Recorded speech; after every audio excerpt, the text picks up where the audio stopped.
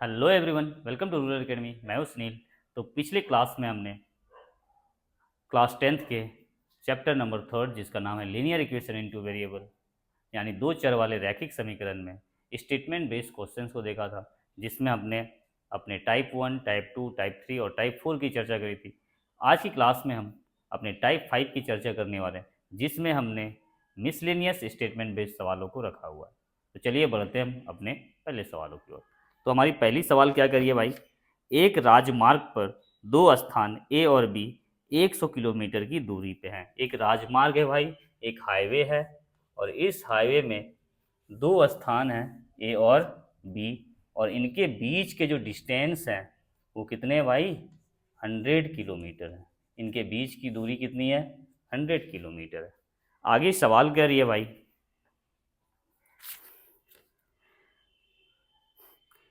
एक कार ए से तथा दूसरी कार बी से एक ही समय पर चलना शुरू करती है। दो कार है भाई, एक कार है इस ए पोजीशन पर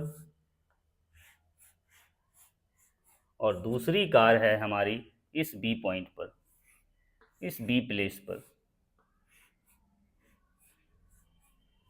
है ना। तो दोनों कार क्या कह रही है क्वेश्चन, दोनों कार एक ही समय पर चलना शुरू करती है भाई।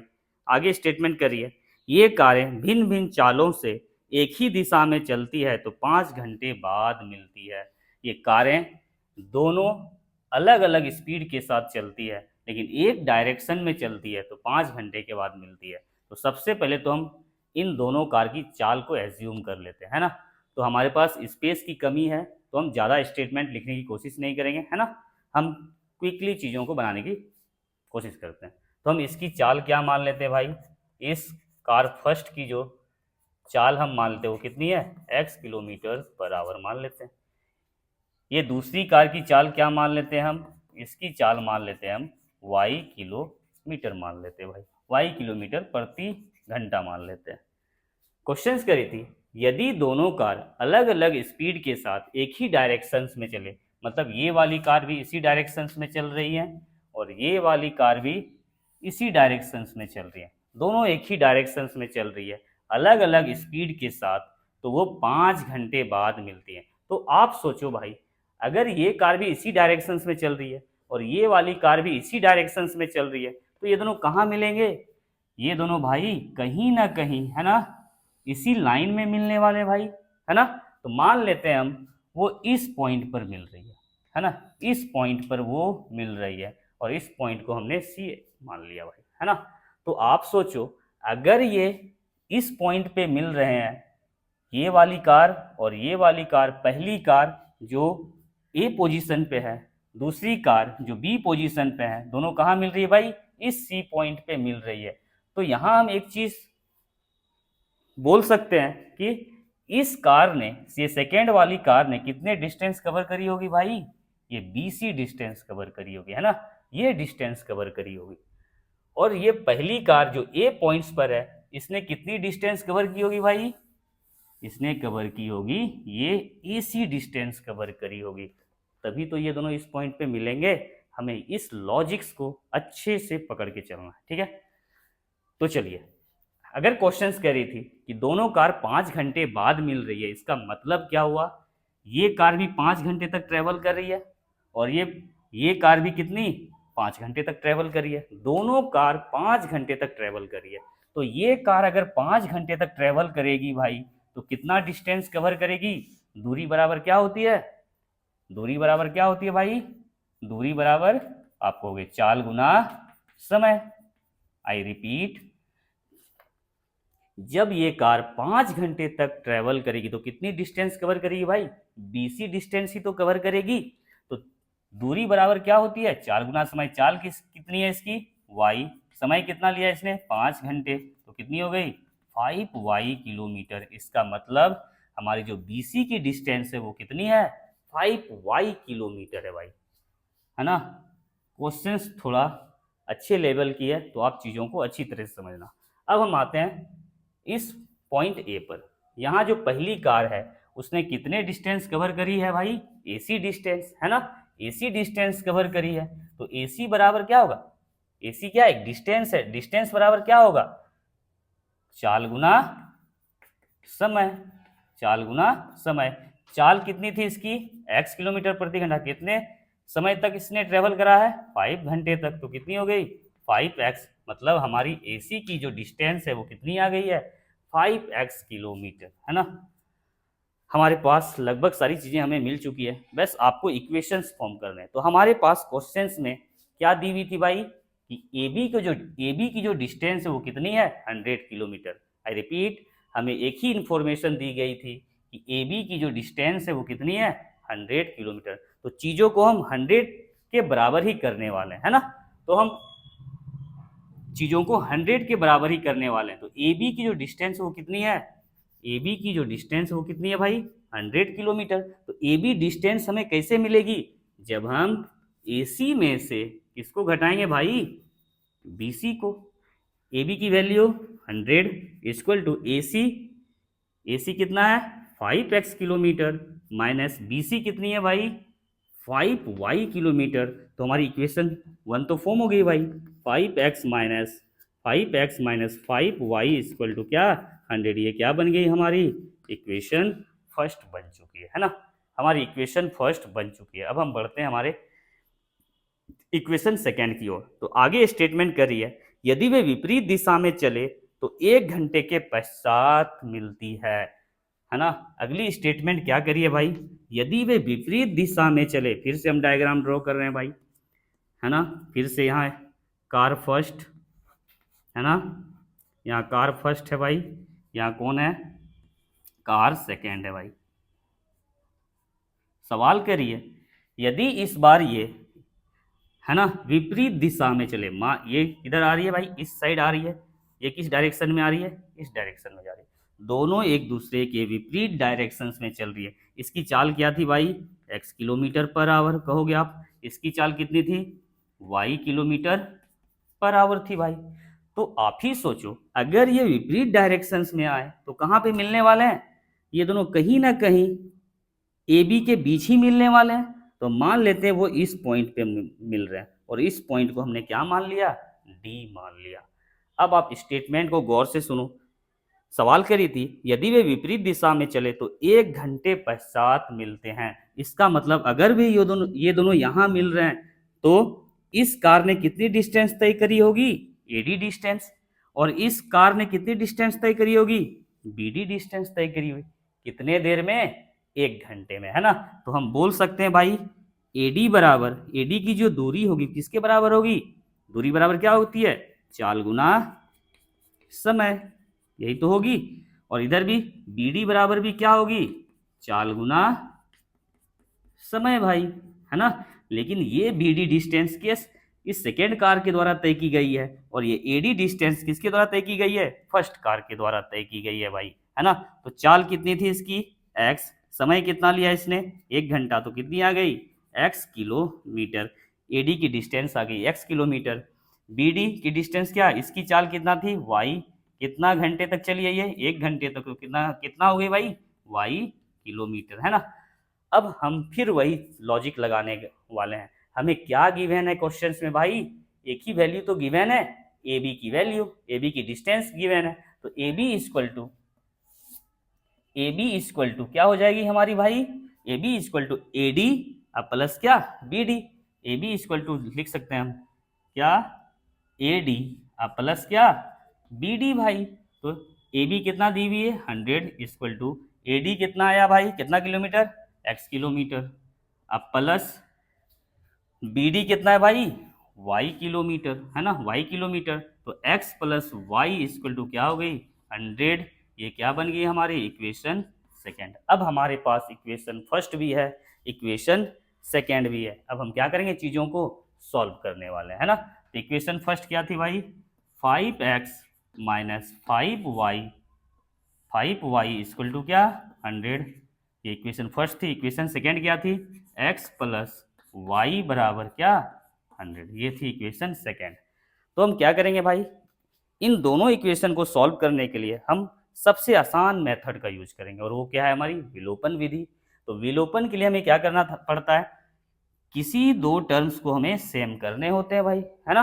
तो हम इन दोनों को सेम करते हैं। तो हमें क्या करना पड़ेगा समीकरण 2 में, समीकरण 2 में कितना से गुना करना पड़ेगा, 5 से गुना करना पड़ेगा भाई। 5 से गुना करने पर, तो जब हम 5 से गुना करेंगे तो क्या मिलेगी भाई हमें, पहले हम स्टेटमेंट 1 को इक्वेशन फर्स्ट को लिख लेते हैं। 5x minus 5y equal to 100। यहाँ इक्वेशन सेकेंड में हमने 5 से गुना करा है तो क्या हो गई 5x plus 5y equal to क्या, यहाँ करा तो क्या हो गई 500। अब हम चीज़ों को सॉल्व करने वाले हैं। तो देखो ये पॉजिटिव तो ये कहाँ यहाँ क्या हो जाएगी नेगेटिव, ये पॉजिटिव तो यहाँ क्या होगी नेगेटिव, ये पॉजिटिव तो यहाँ क्या होगी नेगेटिव। अब आप देखो प्लस माइनस माइनस ये क्या होगी हमारी कैंसिल आउट, माइनस माइनस क्या होती है प्लस, कितना हो जाएगी 10y है ना, 10y हो जाएगी भाई, और क्या माइनस 10y ना, ठीक है minus 10y equal two plus minus minus चीज़ें घटेंगी कितना हो जाएगी 400 हो जाने वाली है ना।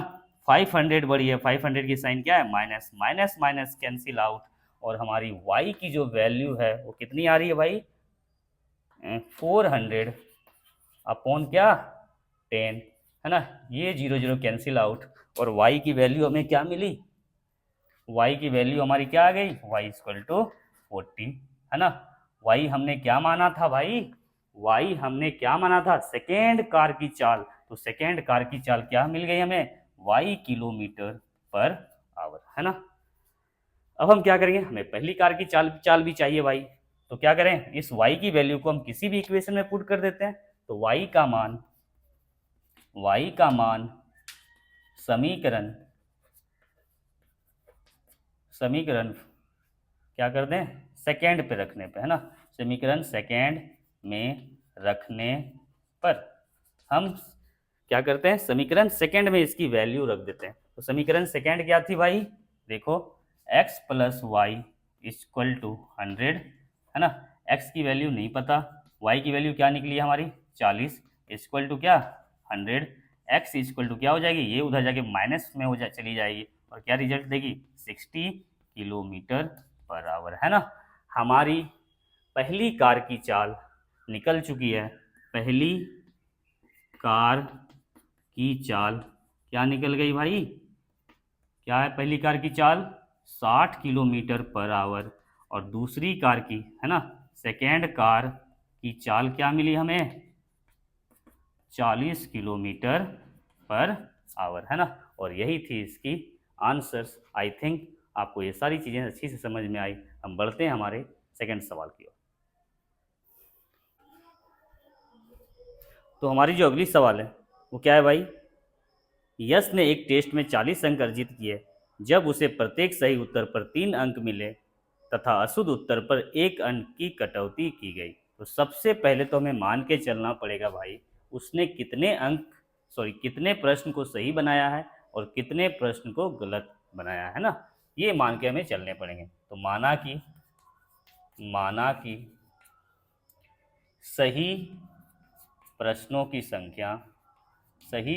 की संख्या हम मान लेते हैं भाई x है ना, मान लेते हैं उसने x प्रश्न के सवाल सही किए है ना। उसी तरह माना कि गलत प्रश्नों की संख्या क्या मान लेते हैं हम y है ना। अब आप क्वेश्चंस को गौर से देखो, क्वेश्चंस करिए भाई, यश को 40 अंक मिल रहे हैं है ना, जब सही उत्तर पर 3 अंक मिलते हैं और गलत उत्तर पर 1 अंक की कटौती होती है। तो सही अंक पे कितने नंबर मिल रहे हैं 3 अंक मिल रहे हैं भाई। तो उसने कितने क्वेश्चन को सही बनाया है, उसने x क्वेश्चन को सही बनाया है और एक सही क्वेश्चन पे उसे 3 नंबर मिलते, तो टोटल कितने नंबर मिले उसे, आप कहोगे 3x नंबर मिले भाई है ना। उसी तरह एक गलत पर 1 नंबर कटती है, तो उसने कितने क्वेश्चंस को गलत किया है y क्वेश्चंस को गलत किया है, तो कितने नंबर कटे भाई उसके, आप कहोगे -y, और दोनों को मिला के है ना कितने नंबर आ रहे हैं उसके नंबर आ रहे हैं भाई 40 नंबर है ना। तो ये क्या फॉर्म हो गई हमारी समीकरण 1 फॉर्म हो गई है ना। आई रिपीट, हमने क्या किया, हमने सही प्रश्नों की संख्या को x मान लिया और गलत प्रश्नों की संख्या को क्या मान लिया, y। तो क्वेश्चंस कह रही थी उसे हर एक सही पे 3 नंबर मिलते हैं, तो टोटल कितने सही किए उसने, x। तो एक सही पे 3 नंबर, तो x सही पे कितने, 3x नंबर। एक क्वेश्चन गलत होती है तो एक नंबर कटती है, तो y क्वेश्चन गलत होगी, है ना, तो कितने नंबर कटेगी, -y, है ना। और दोनों को मिला के कितने नंबर आ रहे हैं उसे, 40 नंबर आ रहे हैं भाई, है ना। तो ये हमारी इक्वेशन 1 फॉर्म होगी। उसी तरह आगे स्टेटमेंट क्या करिए, यदि उसे सही उत्तर पर 4 अंक मिलते, है ना, यदि उसे सही उत्तर पर 4 अंक मिलते, एक सही पे 4 नंबर, तो टोटल कितने सही हैं, x, तो कितने मिलते उसे, 4x नंबर मिलते भाई, है ना।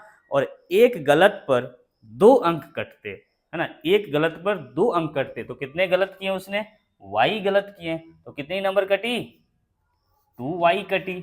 और इन दोनों को मिला के उसे कितने नंबर मिल रहे हैं भाई, उसको मिल रहे हैं 50 अंक मिल रहे हैं। ये क्या बन गई हमारी, समीकरण 2 बन गई। अब हम क्या करेंगे, दोनों समीकरण को सॉल्व करेंगे, है ना। हम स्टेटमेंट का ज़्यादा यूज नहीं कर रहे हैं क्योंकि हमारे पास स्पेस की कमी है भाई, है ना। तो हम क्या करेंगे भाई, इन दोनों समीकरण को हम सॉल्व करने वाले हैं, किस विधि द्वारा, विलोपन विधि द्वारा, क्योंकि वो हमारी सबसे आसान विधि होती है। तो हम क्या करते हैं, इन दोनों टर्म्स को एक बना देते हैं, सेम बना देते हैं। तो क्या करें भाई, समीकरण 1 में, समीकरण 1 में क्या कर दें, समीकरण 1 में हम, समीकरण 1 में हम क्या कर दें, 4 से गुना, 4 से गुना, तथा समीकरण 2 में, समीकरण 2 में कितना से गुना कर दें, 3 से गुना कर देते हैं। 3 से गुना करने पर, गुना करने पर, तो समीकरण 1 में हमने कितना से गुना किया है, 4 से, तो क्या हो गई, 4 12x माइनस 4 गुना वाई, 4 गुना -y minus 4y equal to, यहाँ भी 4 से गुना किया तो कितनी आ रही है, 416, मतलब 160। ये हो गई हमारी इक्वेशन 3 हो गई। उसी तरह इसमें हमने क्या किया है, 3 से मल्टीप्लाई करा है, तो कितनी हो गई, 4 3 12x माइनस, है ना, 3 2 6y इक्वल टू 50 इंटू 3 150। ये हो गई हमारी सेकंड समीकरण 4 हो गई भाई। अब इन दोनों समीकरण को हम सॉल्व करेंगे भाई। तो ये पॉजिटिव तो ये क्या हो जाएगी, नेगेटिव, ये नेगेटिव तो ये क्या हो जाएगी, पॉजिटिव, ये पॉजिटिव ये क्या हो जाएगी, नेगेटिव, प्लस माइनस माइनस ये क्या हो गई हमारी, कैंसिल आउट।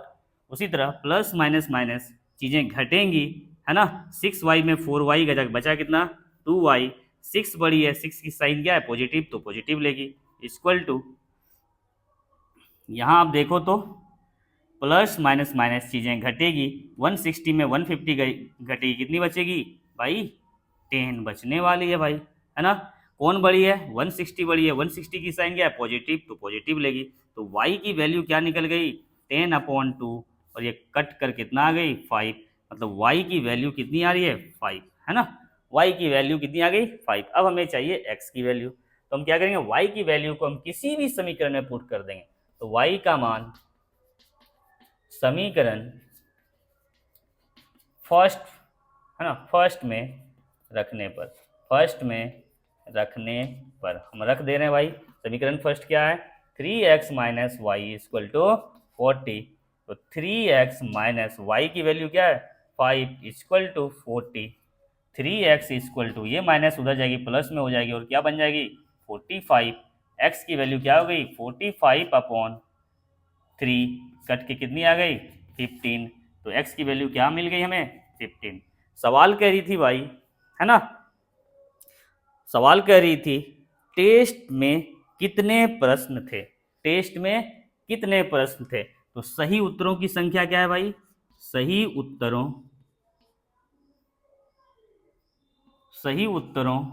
की संख्या क्या है भाई,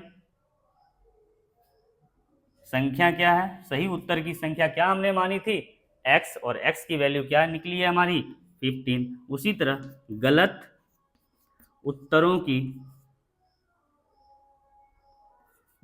की संख्या, गलत उत्तरों की संख्या हमने क्या मानी थी y, और y की वैल्यू क्या निकली है 5। तो टोटल क्वेश्चंस कितने हो गए भाई 20 हो गए, है ना। सही क्वेश्चंस कितने थे 15, गलत क्वेश्चंस कितने थे 5। तो टोटल क्वेश्चंस कितनी हो गई हमारी 20, और ये क्या थी, इसकी करेक्ट आंसर थी। बढ़ते हैं हमारे नेक्स्ट सवाल की ओर।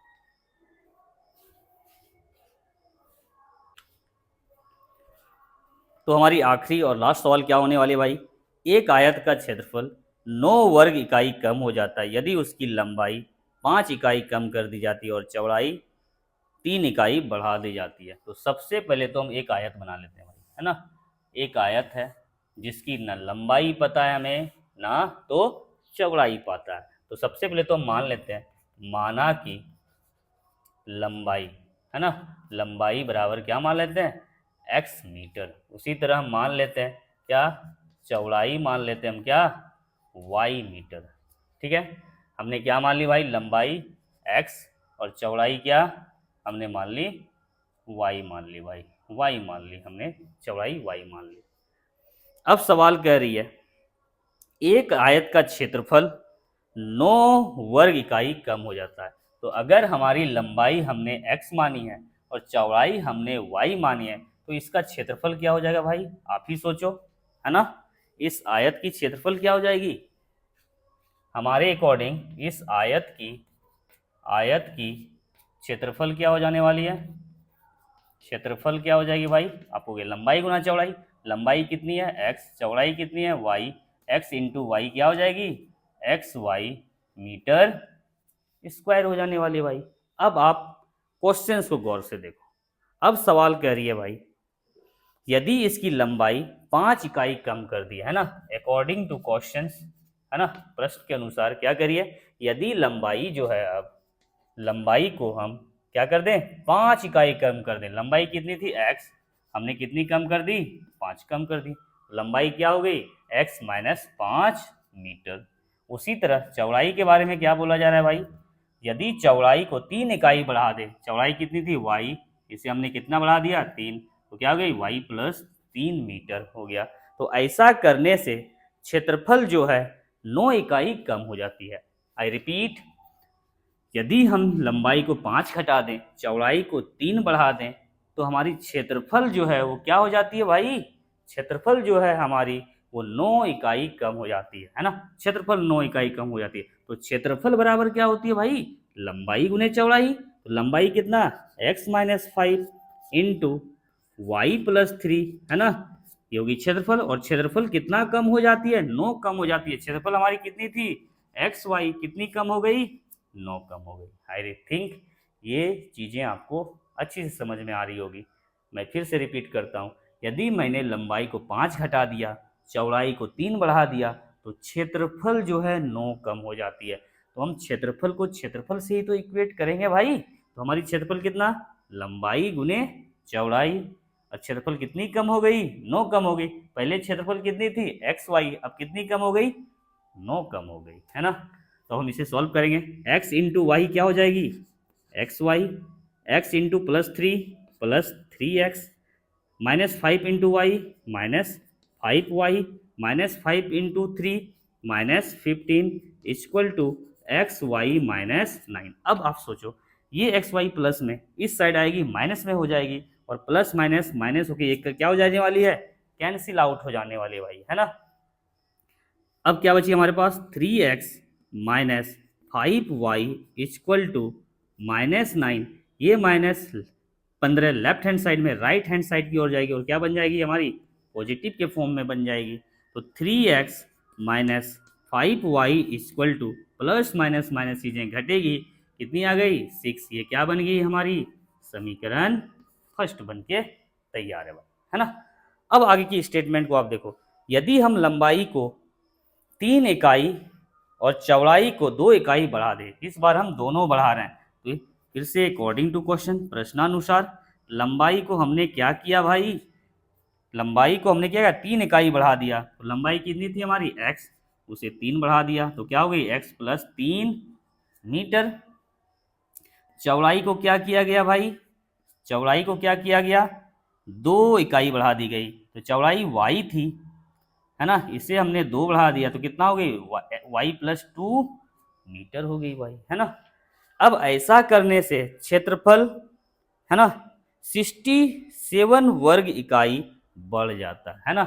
यदि सवाल क्या करिए, हमने लंबाई को 3 बढ़ा दिया, चौड़ाई को 2 बढ़ा दिया, और ऐसा करने से क्षेत्रफल में कितने की इंक्रीजमेंट हो रही है भाई, 67 की। 67 से क्षेत्रफल बड़ा हो जा रहा है, तो क्षेत्रफल बराबर क्या होती है भाई, लंबाई गुने चौड़ाई, है ना। तो लंबाई कितनी है, x प्लस 3, चौड़ाई कितनी है हमारी, y प्लस 2, है ना। और ऐसा करने से जो क्षेत्रफल में 67 की इंक्रीजमेंट हो रही है, क्षेत्रफल कितनी थी हमारी, एक्स वाई, कितने से बढ़ गई, 67 से बढ़ गई, है ना। यहाँ आप चीज़ों को, है ना, अच्छी तरह से समझना, है ना। हम चीज़ों को क्षेत्रफल के बराबर ही कर पाएंगे, है ना। जैसे ही हमने x प्लस 3 लंबाई ली, y प्लस 2 चौड़ाई ली, तो क्षेत्रफल क्या हो गई भाई, 67 से बढ़ गई। तो हमारी क्षेत्रफल कितना, लंबाई गुने चौड़ाई, और क्षेत्रफल में कितने से इंक्रीजमेंट हुई, 67 से इंक्रीजमेंट हो गई भाई, है ना। चलिए अब हम क्या करते हैं भाई, इन दोनों को सॉल्व करते हैं। x इंटू वाई क्या हो जाएगी हमारी, एक्स वाई, है ना। हम दूसरा पेन यूज कर लेते हैं भाई। x इंटू वाई क्या हो जाएगी, एक्स वाई, ये भी नहीं चलेगी, है ना, ये भी नहीं चलेगी। चलिए x into y x y, x into 2, है ना, 2x, 3 इंटू वाई 3y, और 3 इंटू 2 कितना 6 equal to x y plus 67y, है ना, 67। अब आप देखो तो ये प्लस में इधर आएगी माइनस में, और माइनस में आने के बाद दोनों क्या हो जाएगी, कैंसिल आउट, है ना, घट के जीरो हो जाने वाली है।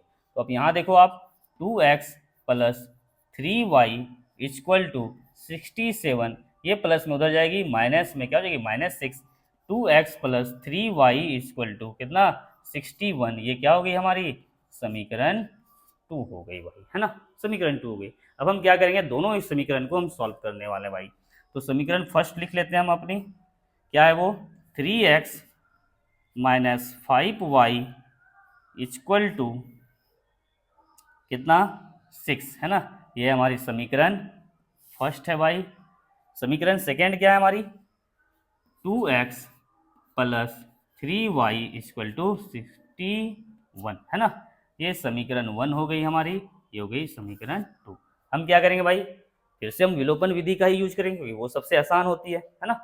तो हम क्या करेंगे, यहाँ दोनों को क्या कर देते हैं, हम 6 बना देते हैं। तो समीकरण 1 में क्या करेंगे भाई, समीकरण 1 में कितना 2 से गुना करना है, तथा समीकरण कितना 2 में कितना से गुना करना पड़ेगा हमें, 3 से गुना करना है, 3 से गुना करने पर, है ना, करने पर। हमारी स्पेस नहीं बन रही भाई।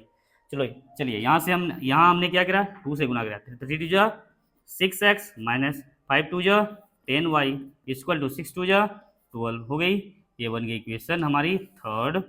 उसी तरह यहाँ हमने 3 से मल्टीप्लाई करा है, तो 3 टू जा 6x प्लस 3 टू जा 3 टू जा 6, 3 3 जा 9y इक्वल टू 61 इंटू 3, तो 3 1 जा 3 और 3 6 जा 18, है ना, ये बन गई हमारी समीकरण 4 बन के तैयार हो गई, है ना, समीकरण 4 बन के तैयार हो गई।